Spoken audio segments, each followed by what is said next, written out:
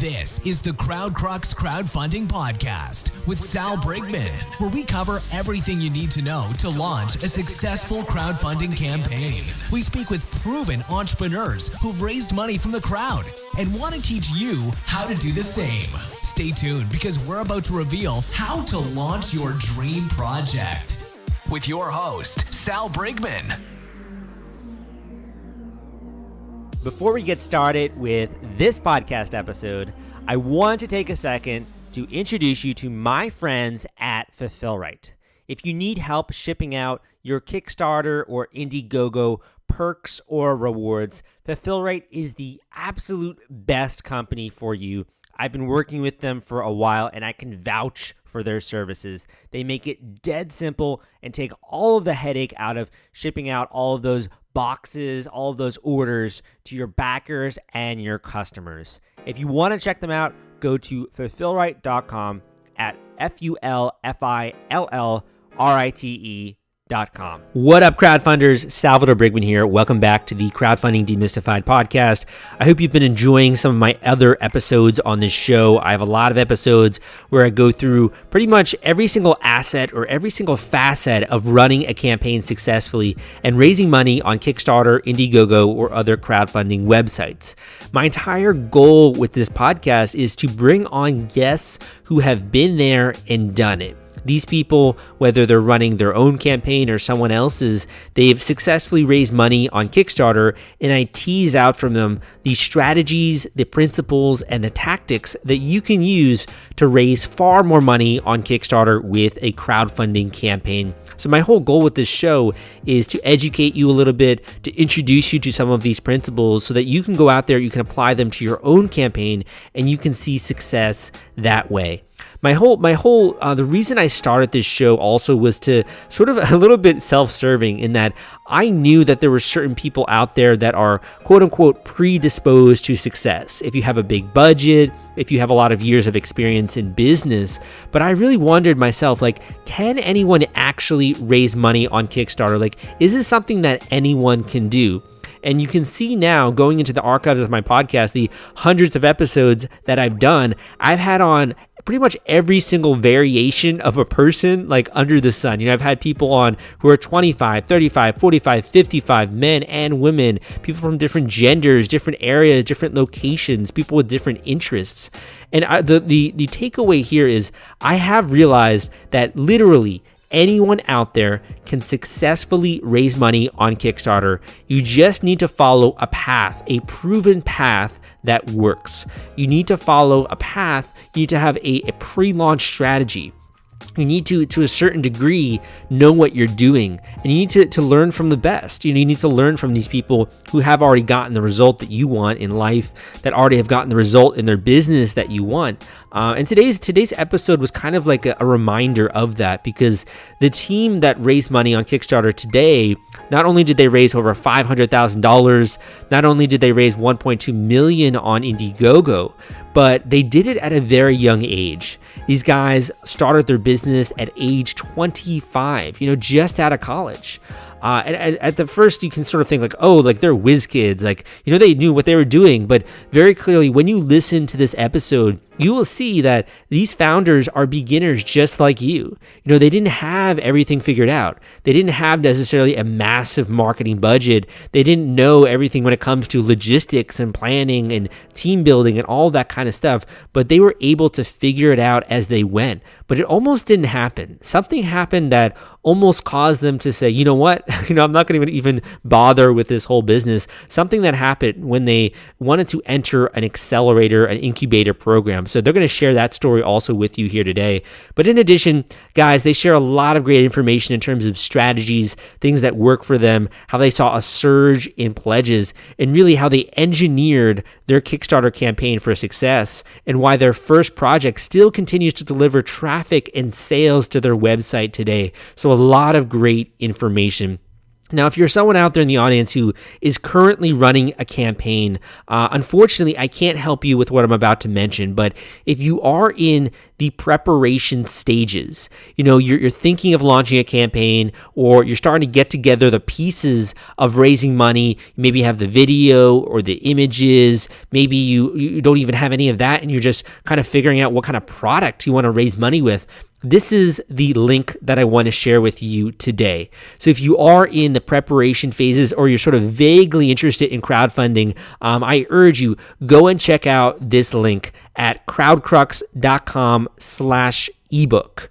So this ebook, this guide I put together called, Tricks for Raising Money on Kickstarter. That's a very hypey kind of a title, but it's 100% true. When I first got started in 2012, I had no idea what I was doing. I had a lot of information about marketing and such, but I didn't know how Kickstarter and crowdfunding worked. But over the years, I've come to discover a set of principles that work when raising money on Kickstarter. And I went out there and I also interviewed successful crowdfunders, and put their answers, the reasons why their campaigns were funded. I put all of that into this guide for you. So not only are you hearing from the greats, the people that have raised money, not only are you hearing from me and my own advice, but it's also something that you can follow. It's something that you can implement when you do launch. And I think preparation is the number one thing that most successful campaigns have in common. They're willing to dedicate themselves to educating and learning before they launch. So you can check that out at crowdcrux.com/ebook. But without further ado, let's get into today's podcast episode. Jay, welcome to the podcast. Thank you so much for coming. Looking forward to talking about your campaign, which has been on Kickstarter. You've launched 2 campaigns. You transitioned over onto Indiegogo. I think you have a cool product. Looking to hear more about it. Welcome to the podcast. Hey, Sal. Glad to be here. So let's clue the listeners in a little bit to what this product does. Could you just describe it in a few words? Who would use this product? Who's really it for? And it really, you guys have seen a ton of success thus far. You've raised, I think it was $500,000 on Kickstarter. You transitioned over, now you've raised $1.2 million on Indiegogo. So people are loving the product. Can you tell us a little bit of what it is and how you can use it? Yep. So our product is BodyBoss Portable Gym. What we wanted to do is combine all the concepts that you see in the gym and bring it to home, essentially bring the gym to you in the most convenient, most effective way possible. So what we did is my partner, actually the creator behind the concept, his name's Ross, played football and baseball at Ohio State. And the whole idea actually sprung from an injury. He played football and baseball and actually tore his rotator cuff. Oh, geez. Yeah, twice actually. Yikes. And it ended his career. So it created, from that, obviously the heartbreaking upset of not being able to play anymore. But from that, he was going through so much rehab and that process utilizing resistance training that it created this whole concept of, what if we built a whole gym, a whole program, a whole concept around resistance training. So BodyBoss Portable Home Gym, again, what it is it's a device that you can fold up, neatly pack under your bed, but pull out and convert into a portable squat rack, a boxing station, do literally hundreds of exercises in the comfort of your room. Mm-hmm. So we started off as the product. We've since then expanded it to include more. Ultimately, our vision is to turn it more to a platform where you can actually connect with trainers online, whether through live streaming or recorded workouts, and actually follow through different training routines and quite literally bring the gym to your own home. And how did you and Ross actually connect about this idea? Were you guys friends beforehand? Did you meet in the gym some way? How did you guys connect? We actually grew up in the same neighborhood, so we've known each other maybe since about 8 or 10 years old. So we knew each other for some time, and then the idea sprung as we were both finishing up colleges. He went to Ohio State and I went to University of Cincinnati. And as we were wrapping that up, his dad actually was a big part in helping that inspiration. And we just both dove in and been going at it ever since. Oh, wow. So you started this at a very young age. Yeah, we were both just coming out of college. We were actually both at the time working other jobs. And then after our first Kickstarter, that's when we sprung full time into it. So walk me back then. So you're working two other jobs. You have these other commitments. You're trying to build the company. What was the biggest problem in the early days? I assume it was funding, or was it getting your name out there? Yeah, just learning, really. Neither of us had really. I had been in some other startups previously, and we had a little bit of experience, but it was just being naive, not really knowing what to do, not really knowing that whole process of creating a brand, launching a product. Things like logistics, accounting. We both went to college. We both studied in that sense, but it's just a completely different level when you're actually ingrained and trying to apply it to a real concept. Rather than just talking about different ideas and not actually implementing. So really the learning was just the main focal point. I think it's difficult too, because you do have that idea in your head. You write a business plan, it all sounds perfect in your mind, and then you actually try and put it on paper, or you try and execute in a small way, and it's like, oh crap, now the real work begins. Yeah. Just learning simple things like, creating a website, processing payments, how to effectively do shipping. There's just so many different pieces that are tied up into it that you've just never had to do before. So it's just a lot of learning on the ground. Yeah, I completely agree with you there. I think the one thing, though, that you did have really going for you is the fact that you guys experienced this pain point, or you came up with this idea based off of your own experience. And I totally relate with you. I think going to the gym is the hardest part of the workout process. Like, I don't want to go to the gym, but once I get there, then it eases up a little bit. To have something at your home that you can use to work out, I think that's just awesome. Yeah. So I want to ask you, with this first campaign, I know you were successful. You raised $62,000. You had around 300 commitments. But what ended up happening after you raised that money? So that's the fun part, is learning about logistics. And for a product of our size, we're shipping hundreds of thousands of pounds of material into many different countries around the world. So the logistics was definitely a bigger piece than what we had imagined. Both from just, a mental standpoint of having to direct our focuses and activity, but also just from a financial and cost perspective. We had previously also manufactured the product locally. So this was our first time experiencing it on a global scale of importing the product, shipping it around the world to different countries.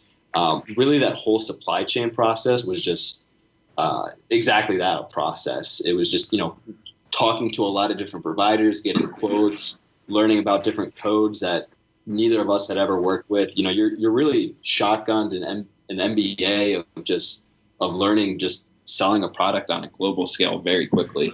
Particularly when you have 300 people who now say, okay, we've given you our money, you've raised $60K, now we're expecting this product in like 3 months or something like that, something really aggressive, a timeline.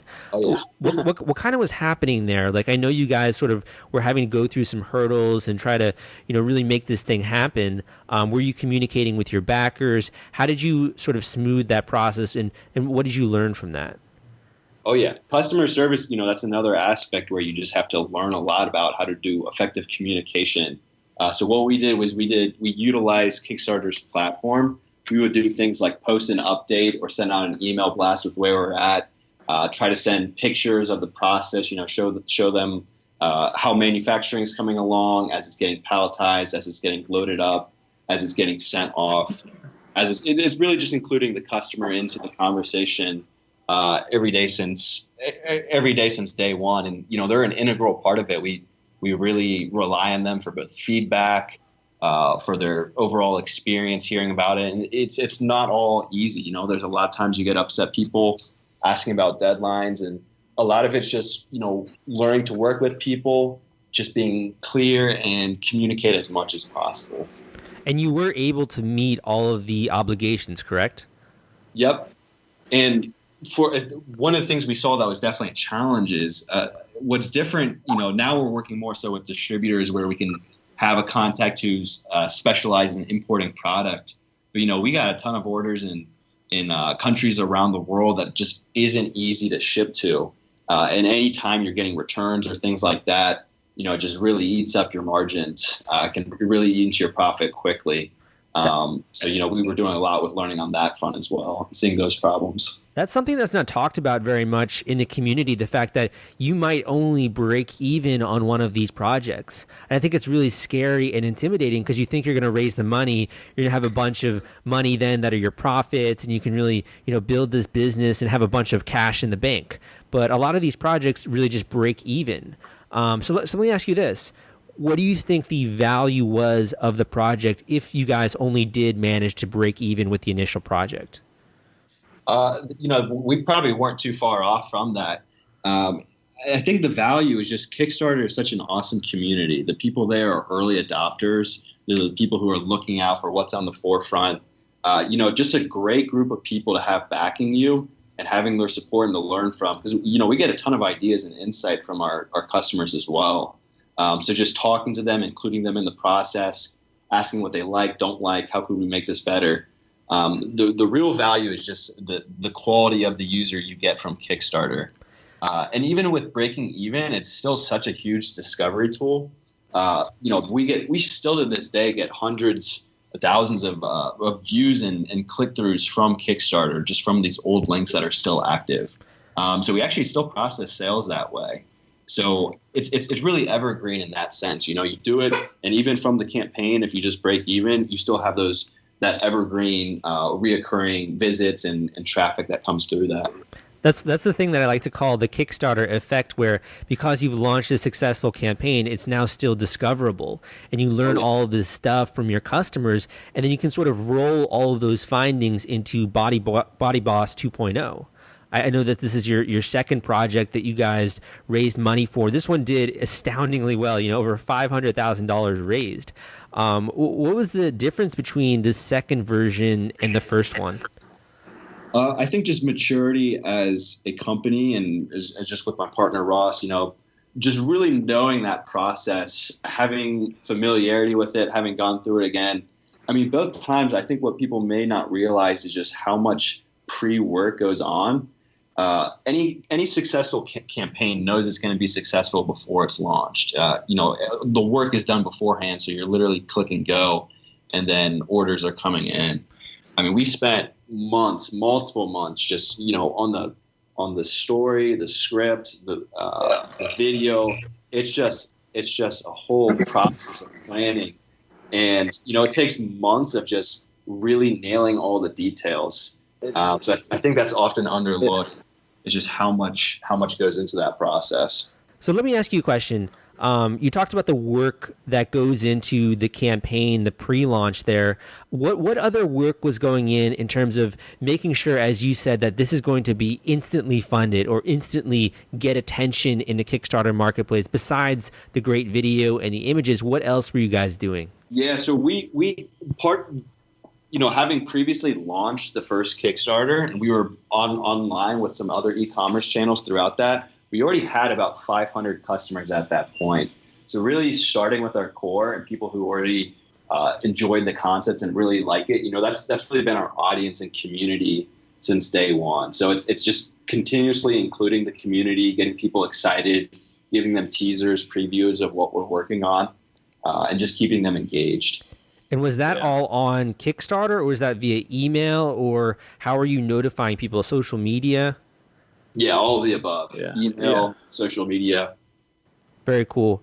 I don't know. I don't know if you guys mind me saying something. I've been kind of listening in a little bit, but I wanted to kind of piggyback off what Jay said, if you don't mind. Yeah, totally. Yeah. So I've been listening, Jay. Everything Jay is spot on. I think too, like just from another angle of what Jay was mentioning, I think too, like looking back on the difference between the two campaigns and really just the company maturity, like Jay mentioned, is I would just say, if you're looking at launching a Kickstarter campaign, don't be scared, like really be grimy and really fight to get emails. The more time, I think Jay and I just sat there and kind of, I guess, made excuses in our head to kind of organize ourselves there's a fine line between us like really honing in on the video and focusing on explaining the product and being unique, but really bringing your personality out through the video and the page. I had to interrupt this podcast episode because I want to introduce you to my friends at The Gadget Flow. Their product discovery platform reaches 22 million people per month. They've helped more than 5,000 crowdfunding campaigns thus far, and they have a social media following of more than 700,000 followers. If you want to gain access to their marketplace and list your own product, you can go to thegadgetflow.com/submit and list your project today.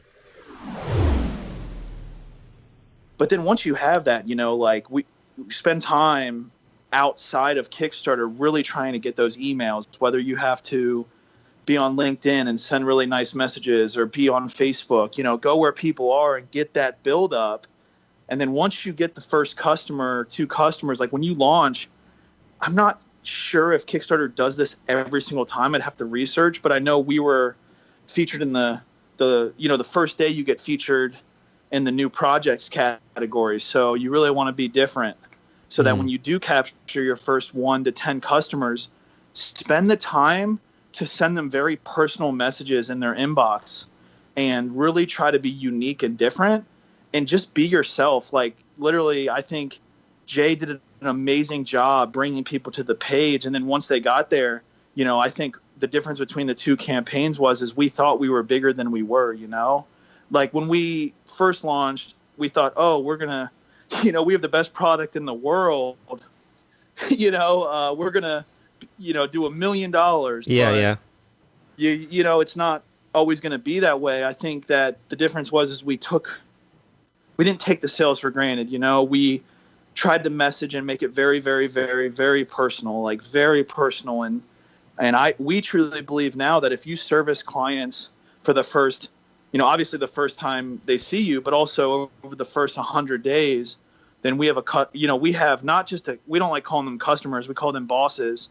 But we have bosses for life if you can do that. So I would say, from my experiences too, just from looking from the outside in, I would say, just the personalization is huge too, giving it your all and really trying to message personally each customer. I know it might take time. There might be services out there that help you with, the automated messages, but that's just kind of my 2 cents. And it really, even if you don't have profits on your Kickstarter, which you should, fight to try to find a manufacturer that will give you good pricing so that you can succeed, but I would say besides that, you can learn what is wanted in the marketplace by people. And that's huge. Once you get on Amazon and you get on the websites and you get on Kickstarter, for the second time and stuff like that. Totally. So. Let me ask you a question, Ross. So you're the one who sort of had this experience and sort of had the germ of the idea. Obviously, you guys both working great at the project, putting in a lot of hard work. When did you first realize that you were going to target more of a female audience? Because what I'm looking at with the marketing, I might be wrong, a lot of the images tend to be of women more so working out, but also guys. So how did you realize that? So that's interesting. So originally, when Jay and I started this, we kind of thought this would be geared towards athletes, just because we thought for joint health, we thought, at the field, you can take this and you could really simulate the movements you need based off the movements you do in your sport. It's very, it provides you freedom. It's an anchor point system and the human anchors it. So it's really versatile in that manner. But I would say we started noticing this when the athletes weren't necessarily converting. They would always want to do meetings all the time, or their coaches or personal trainers would want to meet. And, we got to pay for gas money. So, early on, I mean, you can't be driving around to meetings after meeting after meeting. You got to go to the market that transacts and learn from them. And I'll have to say, Jay did an amazing job with that. Really staying focused on the right market. And I think we learned that, it's interesting. There's 90% of people that don't go to the gym. 80% of adults, they actually don't work out. And I mean, that is, if you really dig into that, there's a ton of problems with this. The gyms, going to the gym is amazing. You can get results, but we were sick. I personally was just sick and tired of trends, sick and tired of products that collected dust, sick and tired of products that just did one thing, but there's amazing companies in this industry. I just think that the industry is very slow. I think the industry. Yeah. At what point then did you then realize that this was going to be catered to the female audience? Like, was there a conversation or feedback or something like that? Well, we posted a video on Facebook. This is actually how we started the company. We posted our first video on Facebook, and it was an 8-week at-home workout program from the garage. And we got 25 people wanted to purchase the product. And at that time it was for $280, which was higher than it is now. And we knew then that we had to something, like people wanted to follow along from home.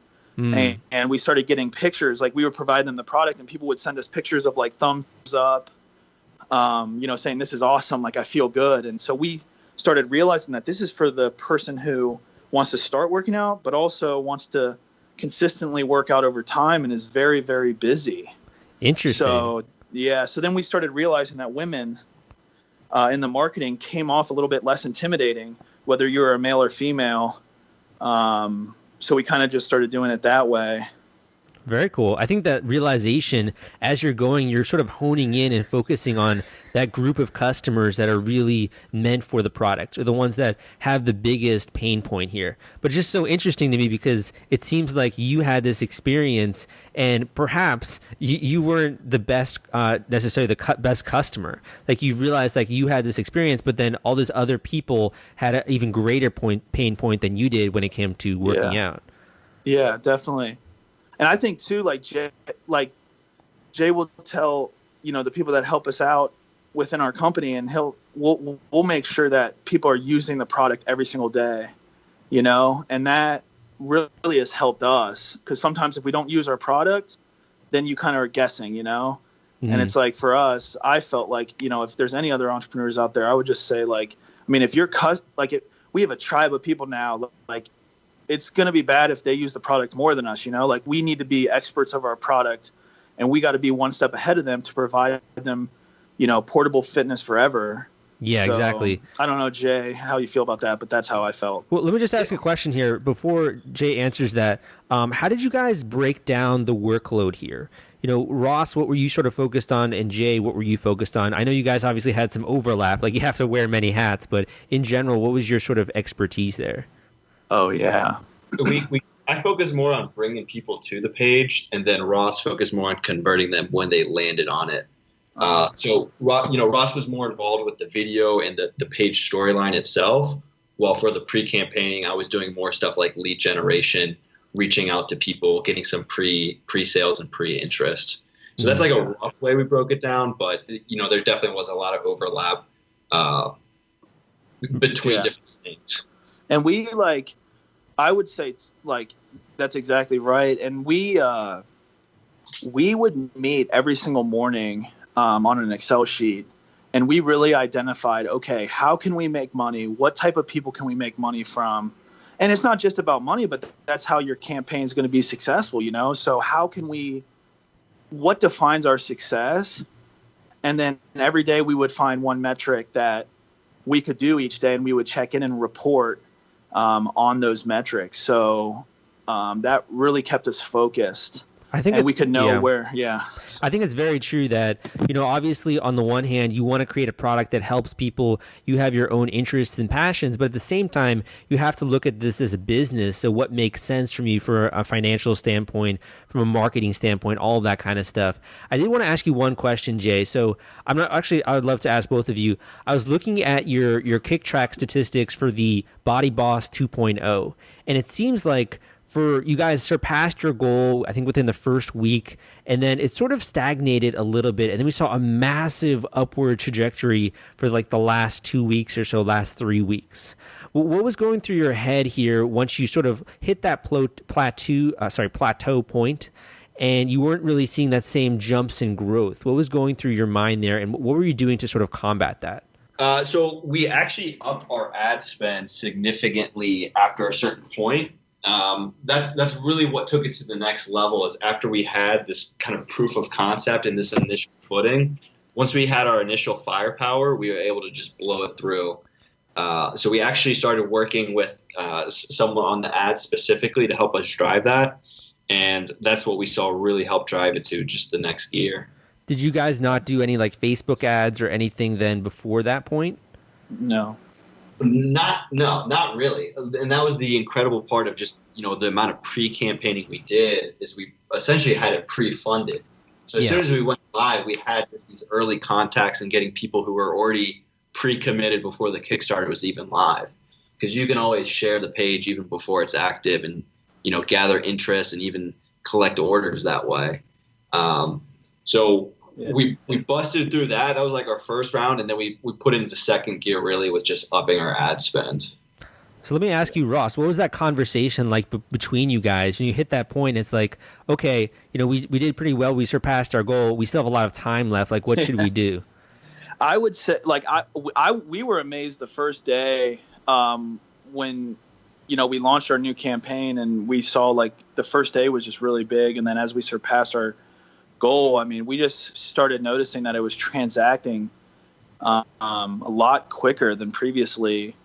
And I think that is just a testament to really, this might be bad to say, but, put yourself in the customer's shoes, the consumer's shoes, and really explain exactly what they're getting and how it can value them, bring them so much value that there's just no way they could say no, Mm-hmm. And then, so to answer your question, I would say Jay and I were definitely really just surprised. And then once it started doing that, we're just like, we got our goal.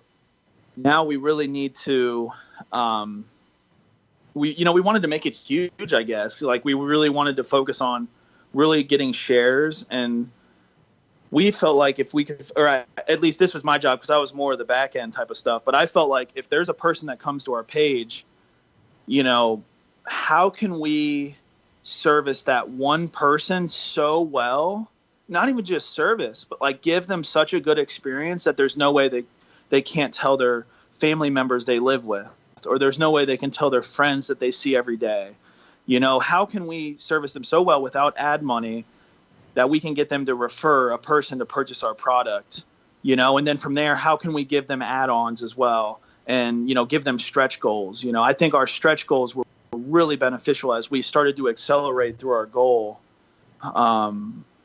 setting new goals, but like giving the customer more for their $179 or $198 that they spent with us on this portable gym. Like, how can we give them more with their gift basket? Yeah. I think of it like that. I don't know if that answers your question, but making a great experience for them got you to that point. And it also verifies the fact that people love the product, that they're willing to buy in and support it. So reaching a larger audience just makes total sense. I think a lot of my audience, though, they sort of hit that point and they're like, well, where am I going to get the funding for advertisements? Or like, what should I even budget for that? Like, what should I set aside for that if we're in the pre-launch phase and I know I'm going to have to advertise? What do you say to someone who's asking that kind of question? I'm speaking to the crowdfunders in the audience who have already launched a Kickstarter campaign or have actually even successfully run a campaign. And the reason is, I think you will understand this pain point most. And that is, when you finally do raise money on Kickstarter or Indiegogo, the hardest part is not collecting the cash. The hardest part is shipping out all of those perks and rewards to your backers. It is a nightmare, my friends. It's a lot of spreadsheets, it's a lot of headache, and it's a lot of stress. That's why I recommend BackerKit. If you have not heard of BackerKit, they help you collect surveys, they help you collect data, and the entire fulfillment process is just so much easier and so many less spreadsheets when you use their software. You can check them out at backerkit.com and use CrowdCrux for a special discount. I would say, like, think of a way, and Jay can answer this as well because he specializes in marketing and getting crowds. I would say think of creative ways, use your knowledge. Like, you took this risk to start something that could be special, and use your creativity to go out and try to find free ways to obtain different emails. I'm kind of a little bit on the, I guess, I mix, maybe this gets me in trouble. Sometimes I mix my personal life with this business. So for me, like, I probably shouldn't have done this, but I downloaded my LinkedIn emails, and, I would friend a lot of local LinkedIn people from Cincinnati, and I sent them a nice welcome message. And I know that LinkedIn's terms, if you accept, then they could be on your email list, but that's not the only way we did it. But find ways to really try to do things that are, they might seem hard, they might seem difficult, but you got to go out there and do it. Yeah. Yeah, definitely. What would you say, Jay? Particularly for the ad spend, I just think of it like a function. Input X level of spend, you're going to get Y ROI, and it's just continuously. Such a numbers guy. You're not going to get it perfect the first time. You can't really expect that, but it's just about continuously tweaking, not trying to reinvent the wheel. So we would actually look at the ad campaigns of other pages. So what I would do is look at other very successful pages and notice that I would start getting in their retargeting for ads. So learning and just seeing what type of messaging, what type of strategy other campaigns would do. And then just the continuous tweaking, trying new channels, not being afraid to make mistakes with it. Mm-hmm. Yeah. What kind of advertising budget would you recommend someone sort of set aside, just ballpark figures, if they're going into a launch for a new product or new campaign on Kickstarter?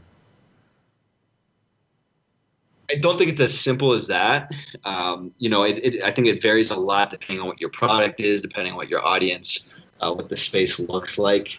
I wouldn't be relying on ads. I think that's just an amplifier. If you have a solid product, a solid page, a good conversion, ads really help for just amplifying that traffic, amplifying those impressions. But I would always focus more resources on the product first and foremost, the storytelling through the page and the video. Those are the assets that you really need first and foremost before, thinking about ad spend. Mm-hmm. Okay, I want to turn the conversation to your Indiegogo campaign, because you guys transitioned to Indiegogo after the Kickstarter campaign. So this campaign initially, you raised, like I said, a little over $500,000, and then you transitioned onto Indiegogo and you've raised $1.2 million. So a lot more orders have come in, a lot more people supporting it. Why is it you decided to do Indiegogo aside from like doing, I don't know, a pre-order on your own website or just continuing to collect orders on your own website? Yeah, for that I would comment, Indiegogo is a very different platform than when we first were first exposed to it. So we actually have an ongoing campaign. Indiegogo we really think of as a continuous sales channel for us. It's something that we don't have a campaign limit on. We're continuously running on it. So it was just a natural gravitation over from Kickstarter. They had a really easy campaign transition process. And it just really made sense for us to do. They have a really quality user basis. They get hundreds of thousands of impressions, on a regular basis. And it's the same caliber of quality of user that we get from Kickstarter. People who are early adopters, willing to try new products and really, willing to step out and try new things. So it resonated well with us. Okay. Yeah. Would you say that did they like reach out to you, or you saw other projects going into the in-demand program? How did you find out about it? We were absorbing literally as much information possible, just crowdfunding in general. I don't remember what was the exact spark for that, but every day Ross and I would just be from sunrise till sundown, just talking to people, learning as much as we can about it. Ross, I don't know if you remember an exact catalyst for that moment, but yeah, we had heard about the in-demand program and we went over there. Indiegogo I felt like the nice part about Indiegogo is that they're really trying to take an approach that, we understand Kickstarter is an incredible platform and they do amazing things, but what happens to these companies after they get their first round of inventory, or there's people that kind of came to the Kickstarter late and missed out on the campaign. So we decided, why not go with professionals that can support you? You know, this professional company that can support you, and they have project managers that can help you. And they really, from our experiences, they really want you to succeed. And the in-demand program was nice because we could take our momentum that we were from Kickstarter and kind of apply the same style to it. And it was still pre-orders almost, but it's amazing because Indiegogo and Kickstarter, it's more than just pre-orders. It's almost like at the end of the day, they're buying a great product, but it's a reward. So we liked it because we could consistently change our ship date depending on, you know, which round of inventory we were in. So we could, you know, say this round is 2 months from now, and the community was very nice if, you know, as we consistently get more inventory and scale up. When you say maintain your momentum, I just want to break that down a little bit. Do you mean continuing to do Facebook ads, the ones you figured out sort of work for your project? Do you mean continuing to hit up people in your network to get them to pledge who just didn't have a chance to in Kickstarter? How are you maintaining momentum with the in-demand one? So we're kind of we took a unique approach with the updates, the company updates. So originally when Jay and I launched, we felt like our key metric was if we could get people to watch our video, then we could convert them. So we focused on getting 20,000 video views on our Kickstarter page. Wow. That was like the one key metric. So we felt like if we could get, because we looked at our last campaign, we're like, oh my gosh, like we didn't get views, but like it converted. So if we would have just gotten 20,000, so everything we decided on was how can we get 20,000 views? And I think Jay had, you know, we had gotten to 18,000 views on our Kickstarter video very quickly. And we felt like if we could do 20,000, that would equal $100,000 for us. And we actually got to like 87,000 or 82,000. I don't know, because like, you know, as it spilled over, the view counter still goes up. So as we carried this momentum, we actually kind of kept the same metric when we were doing that. And we started noticing that Kickstarter launched a live streaming capability as well. So we did live streaming workouts as well. We showed our face. We weren't scared. And then we offered our existing customers, you know, upgrades like, hey, do you want to get a second unit with different colors? Or, you know, we were constantly just trying to send out updates on Mondays and Fridays. And we were constantly just trying to stay focused on our key metrics. So we got like our little cousin, he does I don't know how much we do cross promotions a lot as well. So we'll send out, you know, that's a key metric area where we'll send out other company messages. Hey, can we get in your update if you get in our update? You know, so we try to do eight of those every Mondays and Fridays. So that helps out. But Jay can add to that, I'm sure. That's kind of from like once they arrive to the page. So. Mm-hmm. Do you have anything you want to add to that, Jay? Yeah, just for the original question about like what really helped is your Kickstarter bear metrics are applied on the in-demand campaign. So it adds a lot of social proof. We were able to carry over in essence, that crowdfunding backing from Kickstarter and already apply that to our Jumpstart on Indiegogo. So it helps provide you a lot of social proof if you already have a successful Kickstarter campaign that you can link to. Instead of, you know, if we were at base zero, people would say, how many other people have backed this? You know, how much money have they raised so far? That stuff really does go a long way for just establishing credibility. So that was one of the other main benefits in doing Indiegogo after Kickstarter that way. Yeah, I think that's really true. I mean, that's something too, just like it makes your eyes like, oh, like, whoa, look at this guy raised, you know, this amount of money. I'm going to at least take a second to watch the video. And once they then take the chance to watch the video, I was looking it up. You guys have like 47,000 views on your Indiegogo video. It's obviously way more likely to then look more into the product and probably convert into a backer. So I think that's really powerful, the social proof of the campaign. I also saw you guys are doing a live stream in like 3 hours from the time we're recording this. It looks like you guys are doing them continuously, and you have like 1,500 people subscribed to it. So I didn't realize, I think the effectiveness of the live streaming, we haven't seen as many people as they should actually take advantage of the live streams. So it's cool to see that you guys are using that and sort of, I don't know if you're doing that for customer Q&A or you're trying to drive more sales or whatever, but that's kind of cool. Yeah, Ross has been a really big part in that, in the train. It just fits really well with our concept because we can do virtual training, kind of what we touched up on earlier. That's the natural progression we want to take with the product anyways, is include more of that servicing. So when they unrolled it, it just, it fit in exactly well with where our users currently were, and a good way for us to get additional exposure while also just, continuing to validate our concept of virtual training. Awesome. Yeah. I can see, man, you guys have a small, I think, gymnasium/fitness empire growing here because, number one, you have a great physical product. Number two, you have the virtual training. I'm looking at your website. You have guides. You have all this different stuff to help people reach their fitness goals. So I think it's amazing, this little ecosystem that you guys are building. I know is going to grow into a much bigger ecosystem. Oh.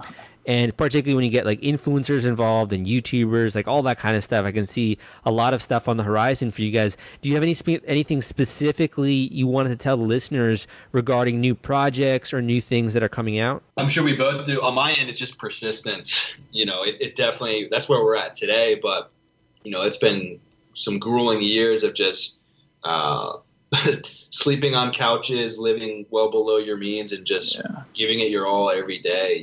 It doesn't happen overnight. It's taken us a lot of time to work up to this, and we're really applying at it around the clock and working hard. It's not something that happens overnight. So I would say is have a vision, have a dream, and just be persistent to it.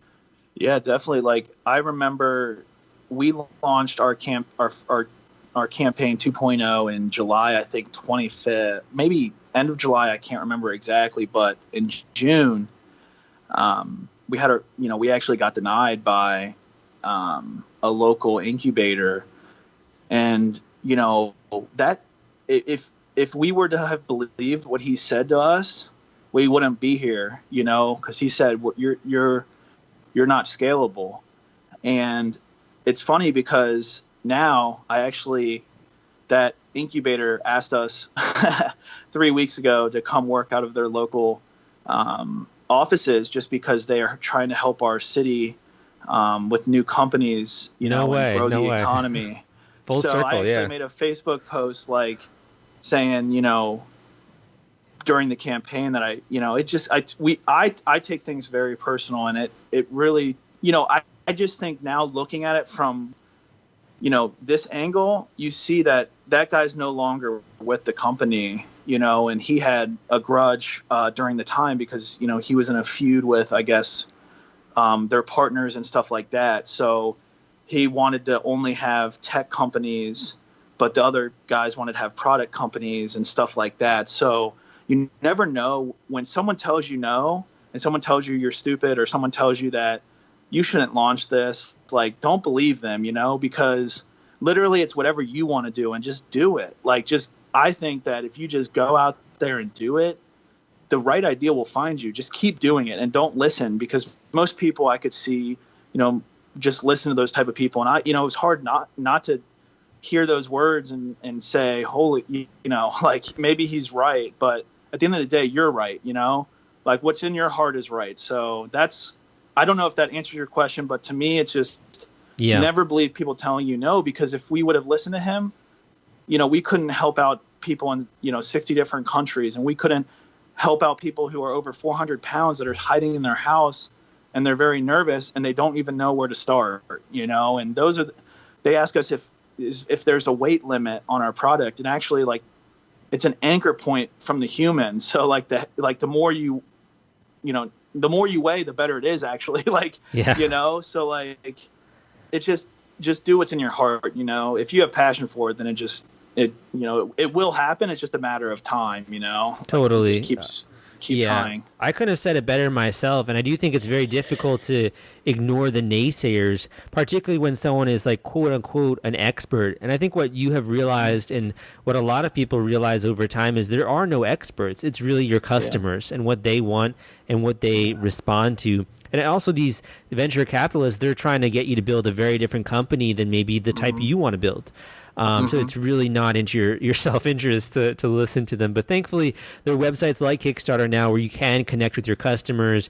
You can start your online business. You can start the seeds of your empire. So thank you so much, Ross and Jay, for coming on the show and sort of sharing some of your stories, some of the things that worked for you. I really appreciate it. Where can people go and check out more about your company or about the other products that you guys offer? All right, Sal. Appreciate it. Yeah, you can just go to, right now we just have our product website, bodybossportablegym.com. We're going to be releasing actually a new Kickstarter here soon with a technology add-on to our product to help people. So we'll be able to tell where they're working out, what city and stuff like that. So we would love for you to check us out, give us some feedback, be critical, but we're here to help people out. So bodybossportablegym.com is where they can go now. We're on YouTube and stuff too. Awesome. Well, thanks for coming on the show. Look forward to your next project, and we'll have to have you back. Thank you for listening to this episode of the Crowdfunding Demystified Podcast. Again, my name is Salvador Briggman. I hope you enjoyed this podcast episode and you got some strategies and tactics out of it that you can apply to your own crowdfunding campaign. If you did enjoy it, take a second to give me a rating on iTunes so that I know. Any kind of feedback also is welcome. And finally, if you do want access to this guide, tricks for raising money on Kickstarter, some of the things that you can do to implement to raise even more money. And I think this is really best for someone who is in the pre-launch phase, someone who still has some time to apply these strategies and these tactics. It really comes down to the pre-launch guys and the work that you put in beforehand and really engineering this Kickstarter campaign for success. That is where you're going to blow past your fundraising goal. That is where you're going to start to get media attention and acclaim. And I think it all begins with the preparation and the planning. So if you're vaguely interested in raising money via Kickstarter, or you're currently hardcore in the planning phase, making the video and the images, go and check out the link, crowdcrux.com/ebook to gain access to this guide. That is crowdcrux.com/ebook.